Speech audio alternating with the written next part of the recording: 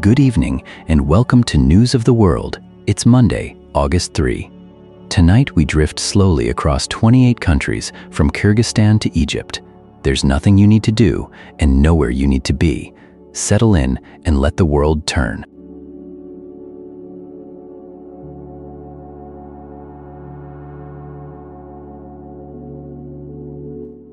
Kyrgyzstan sits high in the mountains of Central Asia, a country of alpine lakes and summer pastures where the old nomadic ways still leave their mark on daily life.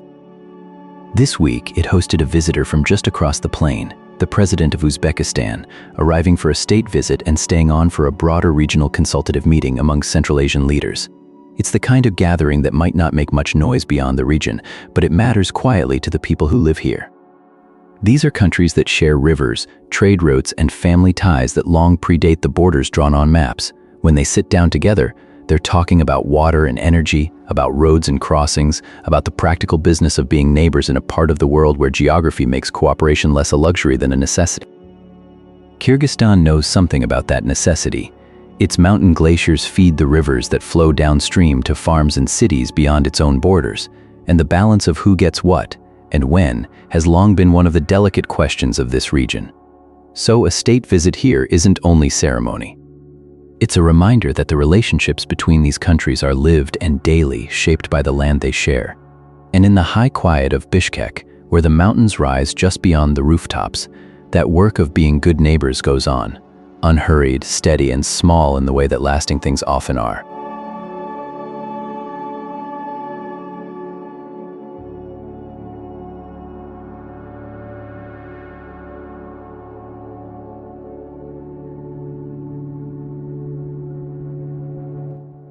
Chad Williams was 24 years old, and his name is the one police in Twin Falls, Idaho, have attached to a terrible evening at a fast food restaurant there. An In-N-Out burger stand, the kind of place where families pull off the highway and line up for something simple, became the site of a shooting that left 2 people dead and 7 more injured. Police say Williams acted alone. They say he took his own life at the scene. Among the details that have emerged, there is one that speaks to how people respond when the worst happens. An armed bystander stepped toward the gunfire and distracted the gunman. An off-duty state trooper helped too. Together, investigators believe they prevented more casualties than there might have been.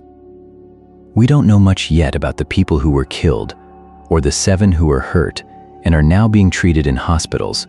Their names, their stories, those will come in the days ahead, and they matter more than the name of the man who caused this. Twin Falls is a small city in southern Idaho, population around 50,000, sitting along the Snake River Canyon. It's the kind of place where a shooting like this reaches almost everyone through someone they know or someone they almost know. If you're still with me, hold a thought for that community tonight, for the families waiting at bedsides, and for the people who ran toward danger instead of away from it.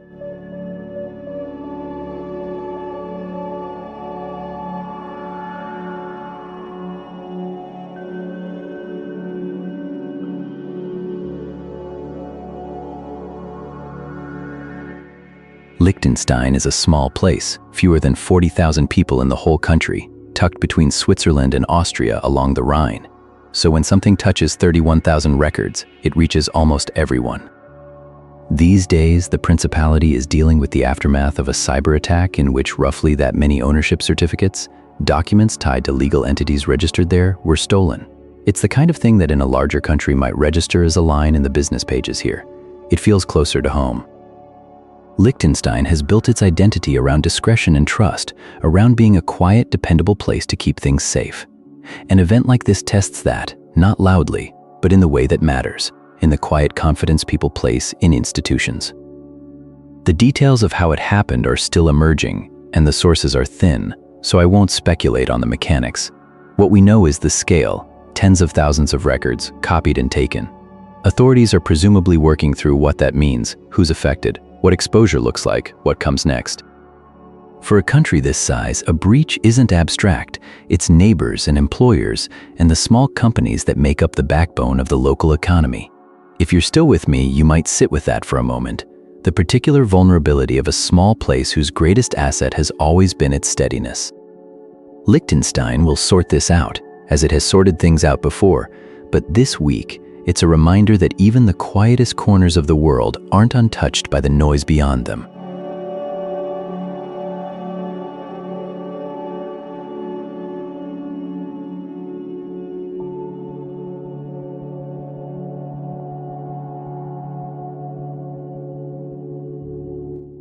Niger sits on some of the richest uranium deposits on Earth, and for decades that yellow cake, the milled ore that fuels nuclear reactors, has quietly traveled from the Sahel to power grids far beyond Africa.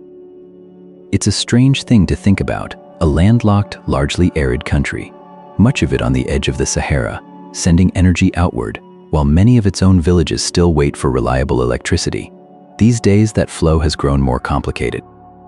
Political ruptures following the 2023 coup have disrupted long-standing supply arrangements with France, which once drew a significant share of its nuclear fuel from Nigerian soil. New partnerships are being explored, but infrastructure is limited, borders are tense, and the logistics of moving a heavy, sensitive material through insecure terrain are not simple. Meanwhile, the country also faces deep security pressures on multiple fronts. Jihadist violence in the southwest has displaced hundreds, and Boko Haram attacks near the southeast have cost soldiers their lives. So the uranium sits, in a sense, stranded between what it has been and what it might become. There's something sobering about a resource so sought after caught in uncertainty.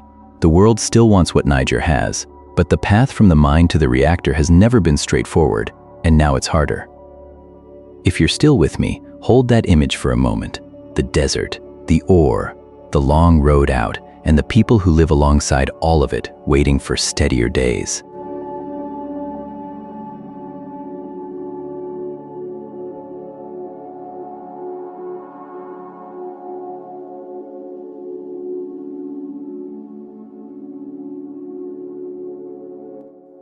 The Philippines has been watching a war, an ocean away, and thinking about its own waters. The headline is simple enough: Manila is interested in what Ukraine has learned about drones, not the kind that take photographs of weddings, but the kind that fly into contested skies and come back, or don't. Ukraine's experience with unmanned aircraft over the past few years has reshaped how a lot of countries think about small, cheap, airborne technology in modern conflict. And the Philippines sits along one of the most disputed stretches of water in the world, the South China Sea, where tensions with China have been steady and close. So the interest makes a certain kind of sense. You learn from someone who has been through it. You watch what worked, what didn't, and you carry those lessons home. The details aren't fully known yet, how far the conversations have gone, what exactly Manila hopes to acquire or adapt, but the direction is clear. A country that has long relied on older equipment and alliances is now looking at something new, something nimble. If you're still with me, you might notice how strange and familiar this is at once. Nations borrowing knowledge across continents, preparing quietly for waters they hope never to have to defend. The sea around the Philippines is beautiful and difficult in equal measure, and these days, even the sky above it is part of the conversation.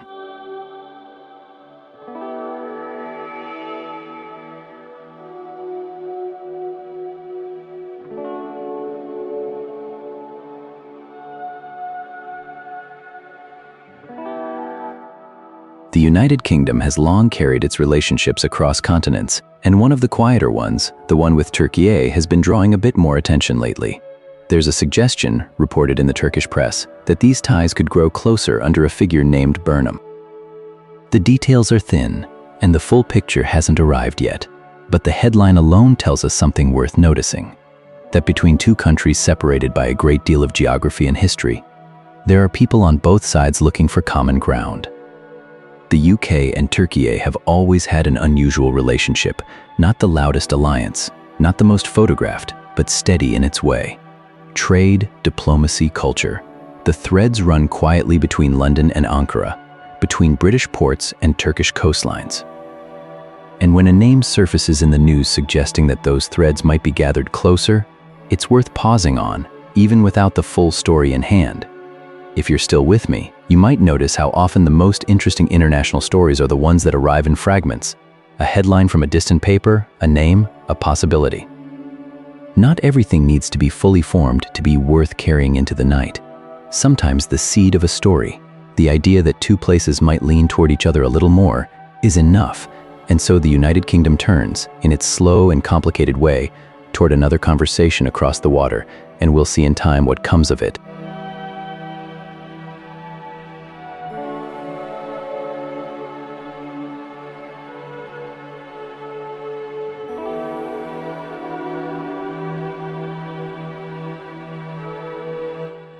Germany has always taken its opera seriously, and nowhere more so than at Bayreuth, the festival Wagner built for his own work, in his own town, to his own impossible standards. So when a production there turns to artificial intelligence for help with the staging, you can imagine how the room might react. The audience did what Bayreuth audiences have done for well over a century when something displeases them. They booed. Now booing at Bayreuth is almost a tradition in itself. It's not a riot, it's not people storming the doors. It's a particular kind of disapproval, delivered from seats that cost a great deal by people who feel they own this music in some deep, personal way. And what they were responding to this time was the idea that a machine had a hand in shaping what they saw on stage. It's worth sitting with that for a moment. Wagner's operas are vast, stubborn, human things, built on myth and longing and scale. The thought that a computer might help arrange them, might assist in the staging, apparently struck some in that hall as a step too far. We don't know the details of what the AI did or how much it shaped the final production. What we know is that the audience made its feelings heard, loudly, in that old Bayreuth way. Somewhere between the tradition and the technology, a line was crossed, at least for one night, in one theater, in the country that gave the world this music. And the boos, in their strange way, were a kind of love.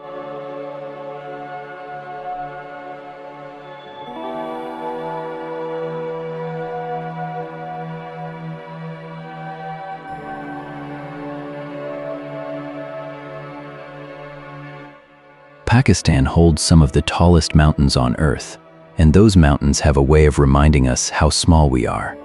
This week, that reminder came with particular weight. An avalanche in northern Pakistan took the life of Nirmal Purja, the celebrated Nepali mountaineer, along with fellow climbers who were with him on the mountain. Purja was known and admired across the climbing world, a man who had pushed the limits of what people thought possible at those altitudes. His body was found in the days after, recovered from the snow. The others who climbed with him are being mourned too, each with their own stories, their own reasons for being up there in that thin, cold air. Avalanches don't discriminate. They come with a force that no skill, no experience, no reputation can hold back. What's left behind is the quiet work of search and recovery, and the harder, slower work of grief for families, for communities, for a climbing world that knew these people not just as names but as friends.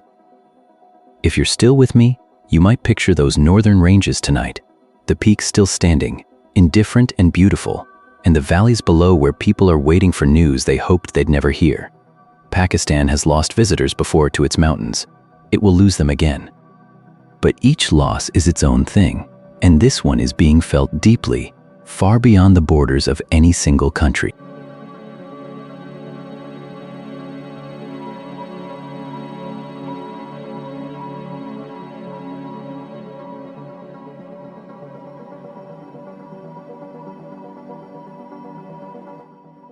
Georgia has been fighting a small, patient war this year, not with weapons, but with traps and careful hands. The enemy is the yellow-legged hornet, an invasive species that doesn't belong here and that, left unchecked, could do real damage to honeybee colonies and the agriculture that depends on them. Officials have trapped 866 of these hornets and eradicated 44 nests. If you're still with me, think about what that number means. 44 nests found, mapped, and destroyed, each one a small colony that might have spread further. The work is slow and exacting. You have to find the nests, often high in trees, and remove them without letting the hornets scatter. It's the kind of effort that doesn't make much noise. There are no dramatic images, no sweeping declarations, just people in the field doing the unglamorous labor of protection. Georgia knows something about the balance between human industry and the natural world, the orchards, the pollinators, the long growing season. When an invasive species arrives, that balance shifts quietly, and by the time you notice, something may already be lost. So the trapping goes on, the nests come down, and the bees for now keep flying, going about their ancient work unaware of the trouble that passed close by.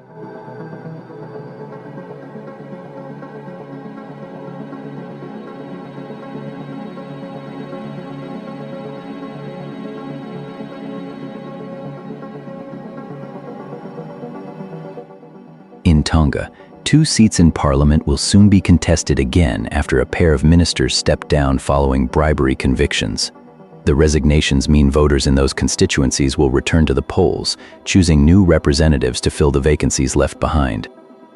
It's a moment that touches on something fundamental in Tongan public life, the relationship between leaders and the communities they serve. Tonga is a small nation, and its parliament is close to the people it governs. When a member leaves under these circumstances, the ripples are felt not just in the capital, but in the villages and districts where families know one another and where accountability carries a personal weight. By-elections are quiet events by nature, nothing like the scale of a general election, but they carry their own significance. They offer a community the chance to weigh what matters to them, to consider who will speak for them in the halls where decisions are made. The details of the convictions themselves are part of the public record, but what lingers is the straightforward democratic process that follows. A seat empties, a vote is called, people decide. In a country where the distances between communities are short and the ties between families are long, that process, unhurried, local and clear, is how trust is rebuilt. And as the by-elections approach, the people of those constituencies will be weighing their choices carefully, carrying the responsibility of representation into the quiet of the voting booth.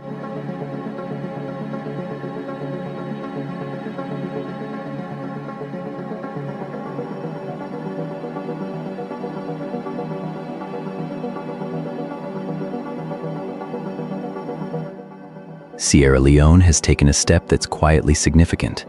The country has a ban on child marriage, and now that ban is being tested in court in what's being called a landmark trial. This matters in a particular way.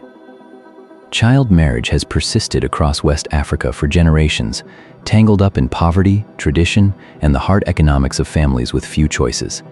Passing a law against it is one thing, bringing a case through the courts is another. A trial is where a law stops being words on a page and starts becoming real for the people it's meant to shield. We don't know the details of this case, who's involved, what brought it to a courtroom, but the fact that it's happening at all says something. It says Sierra Leone is willing to hold this practice up to the light in public through its own legal system. That takes a kind of resolve, especially in a country where the lines between custom and law have never been simple. If you're still with me, think about what it means for a nation to decide its girls deserve the full protection of the law, not just in principle, but in practice. Somewhere in a Sierra Leonean courtroom, that promise is being weighed, and whatever the outcome, the door has been opened a little wider.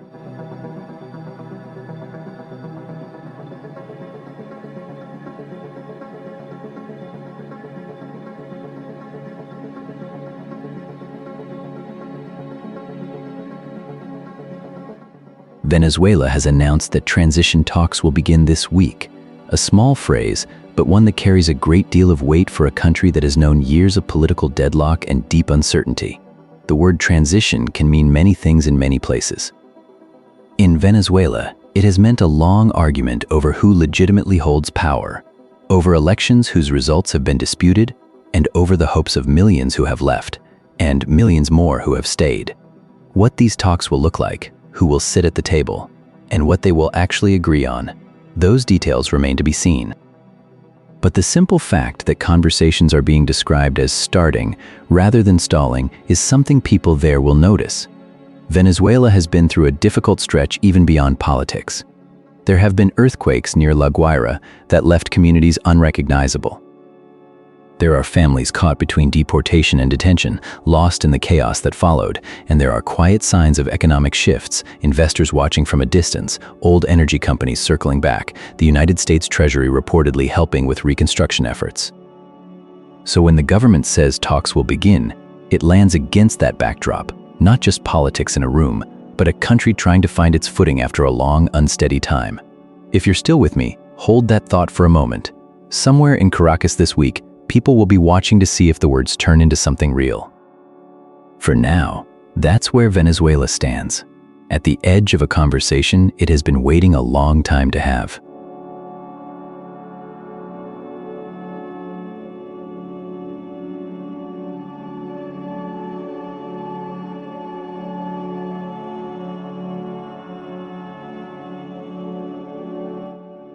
Eritrea sits on one of the most important stretches of water in the world, the Red Sea coast that has carried traders and navies and fishermen for centuries.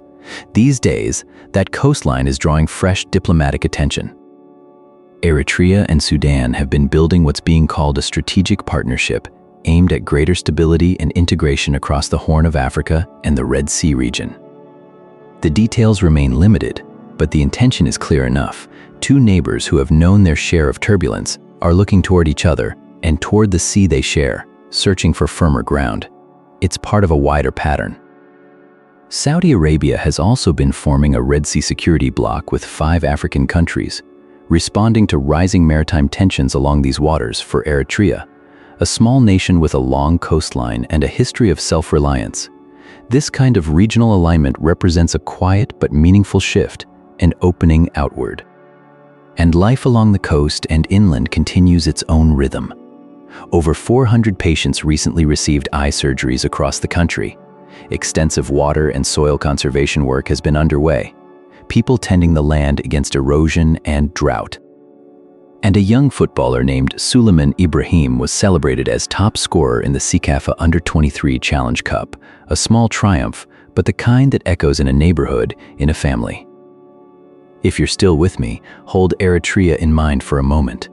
A country on the water's edge, reaching for partnership, tending its soil, and watching its young people run.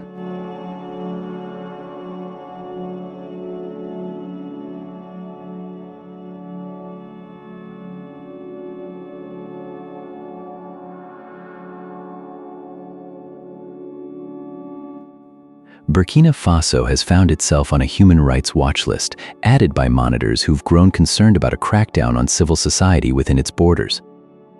It's a country that's been through a great deal of upheaval in recent years, with military leadership taking charge and a young captain, Ibrahim Traoré, steering the state through a period of insecurity and change. The concerns now raised are about the space available to ordinary citizens, journalists, and organizations who wish to speak freely or hold power to account. That space, according to the monitors, has been narrowing. Traoré himself has been a figure of fascination both at home and beyond. Some have drawn comparisons between him and Thomas Sankara, the revolutionary leader who once captured the imagination of this nation and much of the continent. Traoré has reportedly cautioned against those comparisons, perhaps aware of the weight they carry and the expectations they create. It's a delicate balance he's trying to hold between the hopes people place in him and the demands of governing under pressure. Burkina Faso sits in the Sahel, a region that is known more than its share of difficulty, and the country's story is still very much being written. What the watch list means in practical terms remains to be seen, but it's a signal that the world is paying attention to how this chapter unfolds, and for the people of Burkina Faso, the question of how much voice they have in that unfolding is one that matters deeply, as it would anywhere.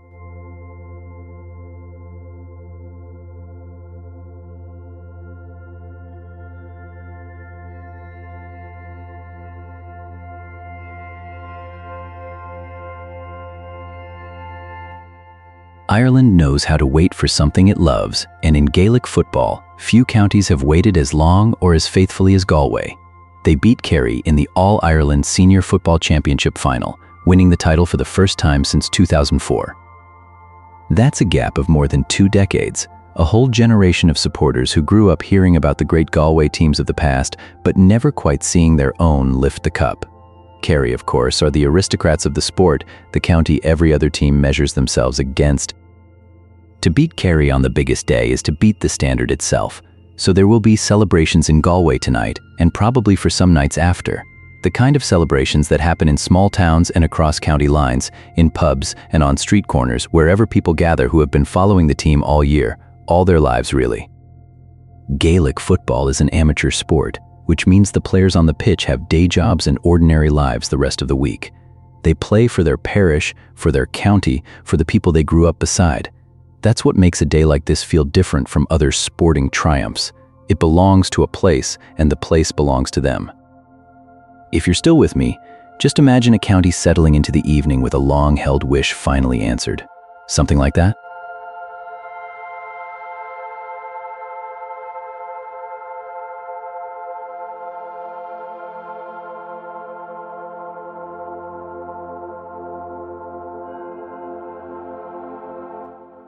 Guyana sits on the northeastern shoulder of South America, a small country that has spent most of its modern life quietly.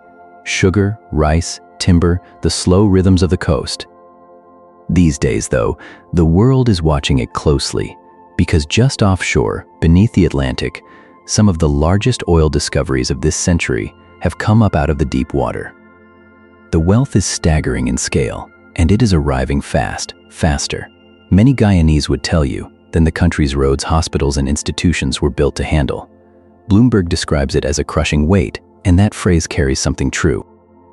Growth numbers across the Caribbean are being pulled upward by Guyana alone, so steep that the figures almost stop making sense next to ordinary life. But oil money does not flow evenly. It raises prices, it strains housing, it widens the gap between those who have found work in the boom and those who watch it from the margins. There are political rifts running through the country too. A ferry tragedy on the rivers turned this season into something sharper, with murder charges filed and recriminations following. And beyond the coast, the old question of Essequibo, that vast territory claimed by Venezuela, has returned to the center of regional politics, another weight on a country already learning to carry a great deal. What stays with you thinking about Guyana tonight is not the size of the numbers, but the pace of the change. A place that moved slowly for generations is being asked to grow up in a hurry and to decide what kind of country it wants to be before the chance slips past.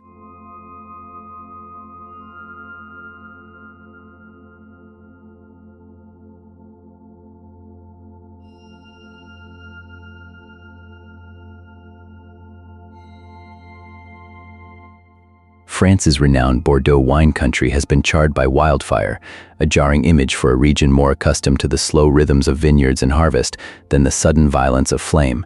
Bordeaux is a name the world knows well for its reds, its river valleys, its centuries of careful cultivation. These days, that landscape is carrying a wound. The fires have swept through terrain that usually asks for patience, not urgency, and the contrast is striking. Rows of vines built over generations meeting a force that moves in hours. The broader picture is grim across Europe. Wildfires have been raging from the Mediterranean northward, fed by gale-force winds and bone-dry conditions, and firefighters across the continent have been stretched thin. In Bordeaux, the damage is both physical and cultural, the land itself scorched, and with it a piece of the identity that place has carried for centuries. There is no single number to hold on to yet, no tidy summary of what was lost. But the image stays with you, a place known for its slowness marked by something fast and merciless. And if you're still with me, hold that thought gently. The vines have survived hard seasons before.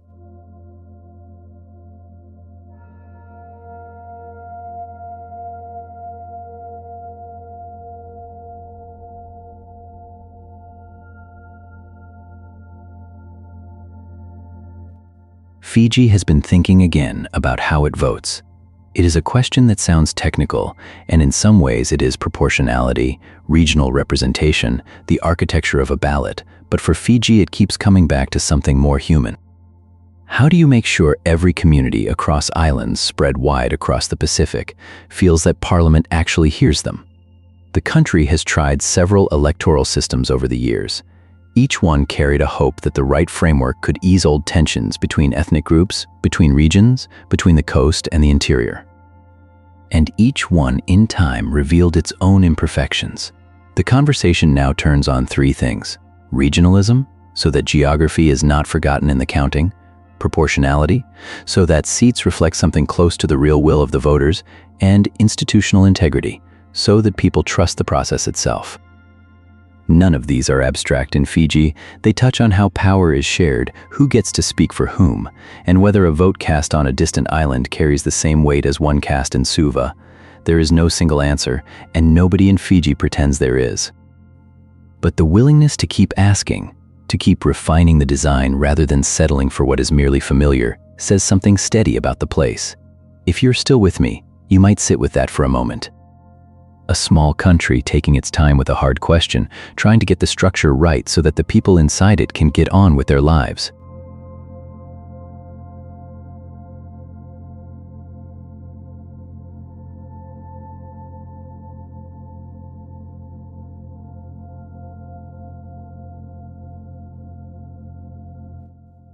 Bangladesh is a country that has long lived with water, the rivers that feed it, the monsoons that reshape it, the rising seas that press in from the Bay of Bengal. So it is perhaps fitting that the quiet story worth carrying tonight is about what happens when classrooms meet that reality.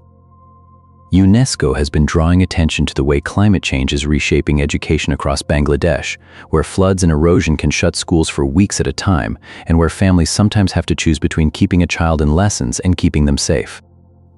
The details are thin tonight, but the shape of the story is familiar to anyone who knows this delta land. Children learn around water, not in spite of it. Teachers adapt. Communities find ways to keep lessons going even when the ground beneath them shifts. And the question Bangladesh is quietly asking, how do you build a stable education system on a landscape that keeps moving, is one more and more countries will face in the years to come. There is something steady in that, something that doesn't make the headlines but sits closer to the bone. A country teaching its young people to read and reckon with the world they actually have, not the one they wish they had. If you're still with me, hold that image for a moment, a classroom held together by effort and habit, somewhere near the water's edge, still open, still learning. That's the story from Bangladesh tonight.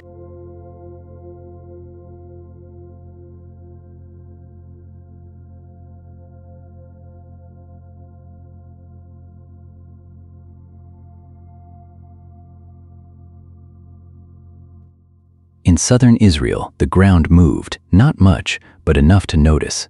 A magnitude 5.4 earthquake struck across the border in Egypt, and the tremors traveled north, reaching towns and communities in the Negev desert. People felt their walls shiver, hanging fixtures swayed, and then it was over. Israel sits near the Dead Sea Fault, a long seam in the earth where tectonic plates grind past each other. It's not the most active fault line in the world, but it's not quiet either. Every few years, something shifts, and people across the region remember that the ground beneath them has its own schedule. A 5.4 quake is moderate. Closer to the epicenter in Egypt, it would have been more startling, maybe enough to knock things off shelves, to send people into doorways and out of buildings. In southern Israel, it arrived softer, a reminder rather than a threat. No serious damage was reported, no injuries. Just that strange, brief moment when the solid world turns out not to be so solid. If you've ever been in a small earthquake, you know the feeling. It's not fear exactly, it's something older. A recognition that the earth is alive, that it shifts and settles in ways we can't control. For a few seconds in the Negev this week, that ancient fact made itself known. And then the desert went quiet again. The sky stayed wide. And the people of southern Israel went back to their evenings, carrying that small tremor with them like a breath they hadn't expected to take.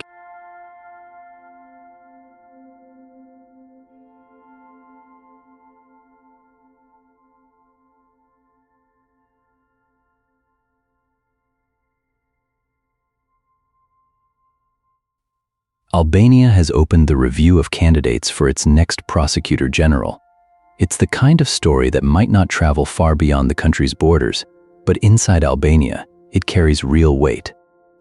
The prosecutor general sits at the center of the country's justice system, and the choice of who fills that role says something about where Albania sees itself heading. For years now, Albania has been working through a long, sometimes difficult effort to reform its courts and institutions, to build public trust in systems that haven't always earned it. So when the window opens to consider who should lead the prosecution service next, it isn't just a bureaucratic step. It's a moment where the country pauses and asks what kind of justice it wants. We don't have the names of the candidates yet, or the details of the process as it unfolds, but the fact that the review has begun, quietly and in the open, is itself worth noticing. In a region where institutional change can be slow and uncertain, these moments matter more than they seem. If you're still with me, picture Tirana at this hour, the boulevards going quiet, the offices where this work happens still lit. Somewhere in those rooms, people are reading files, weighing records, thinking about integrity. And outside, Albania carries on, its coast filling with tourists these days, its housing market buzzing, its ordinary life moving forward. The next prosecutor general will step into all of that, into a country that is changing, and a public that is watching. A quiet beginning, but a real one.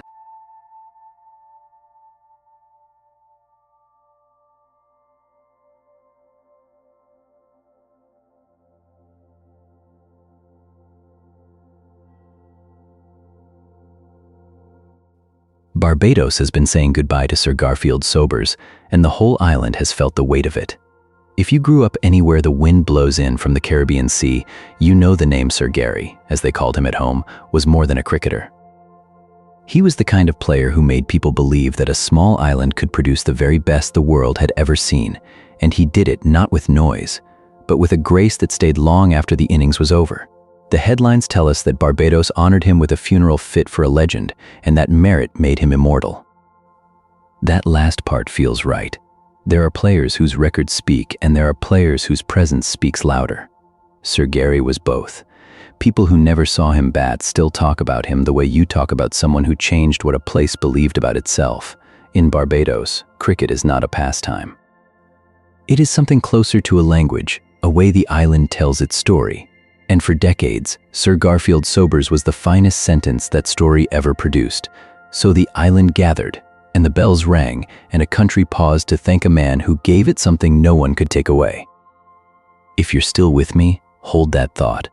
An island remembering its greatest voice, not with sorrow alone, but with something closer to gratitude.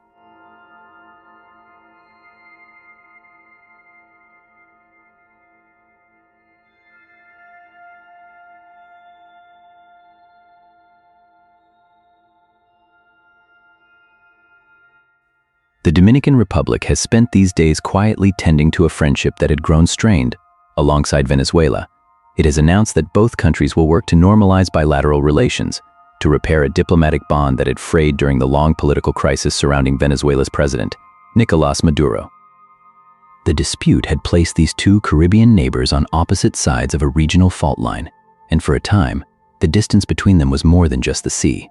What caused the break was politics.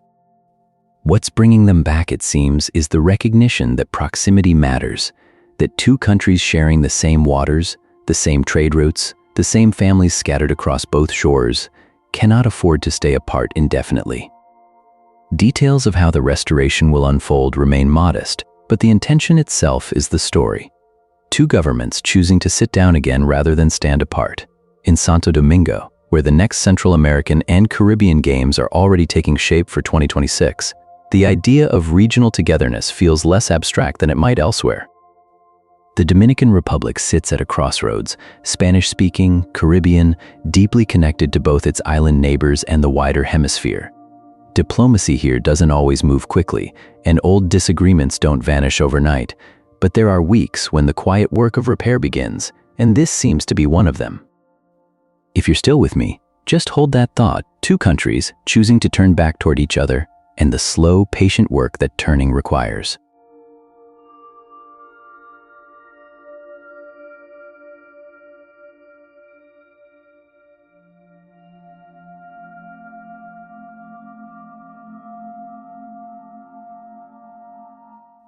Iran enters a fragile pause this week, caught between a ceasefire that holds for now and the long shadow of what nearly happened.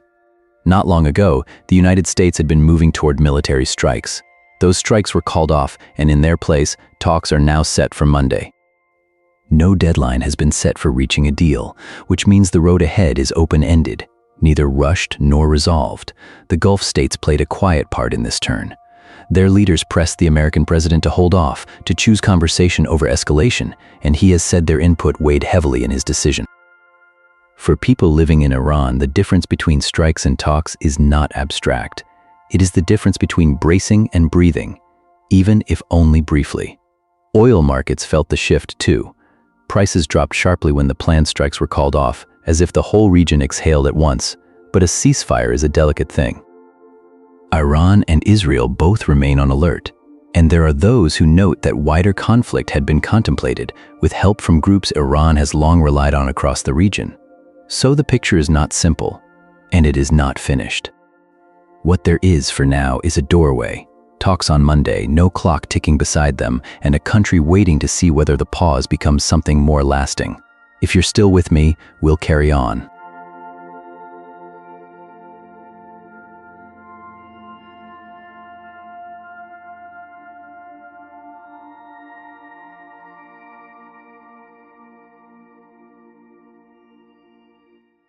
Central African Republic doesn't often make the quieter kind of business news. So when a bank from a neighboring country chooses to plant its flag there, it's worth pausing over. Chorus Bank, led by the Burkina Faso businessman Idrissa Nassa, has been pushing into Bangui, bringing with it the unglamorous but essential machinery of everyday finance, accounts, transfers, small loans, the things that let a market trader or a taxi driver hold money safely. For a country that has spent years wrestling with instability, the arrival of a regional bank is not a dramatic story. It's a practical one. It suggests someone looked at the map and decided the risk was worth taking, that there are customers in Bangui who've been waiting for exactly this kind of service. Nassa himself is one of West Africa's quieter success stories, built largely on understanding that the unbanked aren't a problem to solve but a market to serve. Whether Chorus will thrive in Central African Republic is a question only time can answer. Banking in fragile places demands patience and a long view. But the mere fact of a new institution opening its doors in Bangui, that's a small signal of confidence in a country that doesn't get enough of those. And if you're still with me, that feels like the kind of story worth carrying into the night. Not loud, not certain, but steady. A door opening where doors have been rare.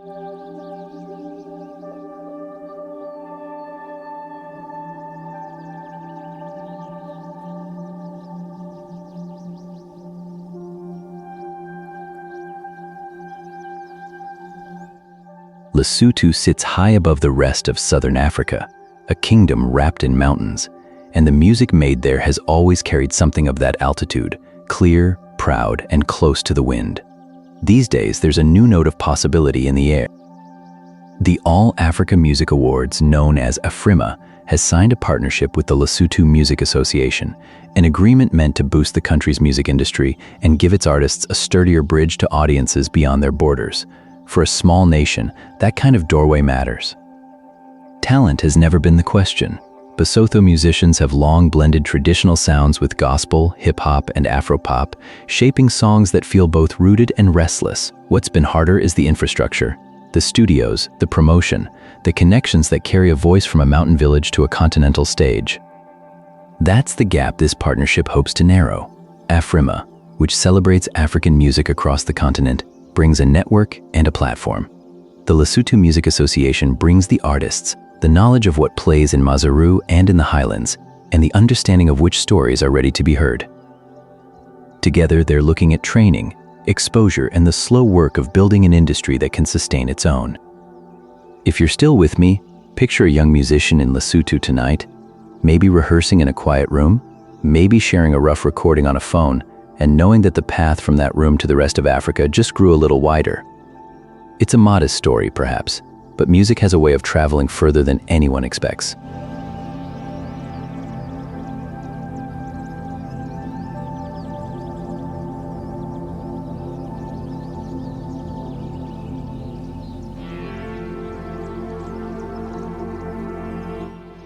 Brunei sits quietly on the northwest coast of Borneo, a small sultanate where oil and gas have shaped daily life for generations now.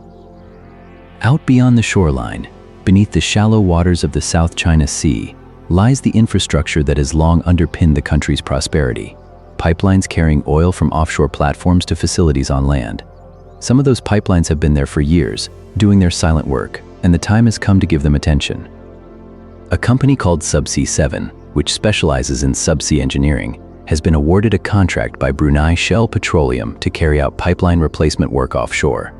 The value is reported to be up to $150 million, which gives you a sense of the scale involved, not a small repair, but a proper piece of renewal.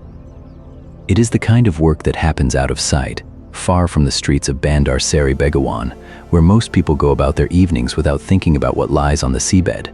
But it matters. Brunei Shell Petroleum is a joint venture between the Bruneian government and Shell, and it remains central to the country's economy. Keeping the offshore infrastructure sound is quietly essential. If you're still with me, picture the dark water out there tonight, and somewhere beneath it, the careful planning already beginning, divers and engineers and remotely operated vehicles, all part of a slow, patient effort to maintain what has sustained this small nation for so long.